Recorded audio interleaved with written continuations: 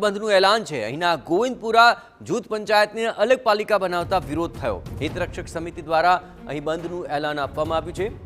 વેપારીઓએ દુકાન બંધ રાખી અને બંધને આપ્યું સમર્થન। ગોવિંદપુરા જૂથ પંચાયતને વિજાપુર પાલિકામાં જોડવાની માંગ કરવામાં આવી રહી છે। હિતરક્ષક સમિતિએ મૌન રેલી યોજી હતી અને આ સમગ્ર મામલે મામલતદારને આવેદનપત્ર આપશે। મૌન રેલી द्वारा आ समग्र घटनाનો विरोध थयो। બે તરફ વેપારીઓએ દુકાનો બંધ રાખીને આ બંધનું સમર્થન કર્યું હતું। ગોવિંદપુરા જૂથ પંચાયતને મામલે આ માંગ કરવામાં આવી રહી છે, જ્યાં હિતરક્ષક સમિતિ મૌન રેલી યોજી આવેદનપત્ર પણ આપશે।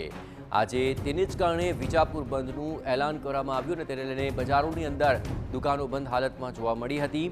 અલગ પાલિકા બનાવતા ગોવિંદપુરા જૂથ પંચાયતને લઈને આ વિરોધ જોવા મળી રહ્યો છે અને આ સમગ્ર મામલે હિતરક્ષક સમિતિ દ્વારા બંધનું એલાન હતું।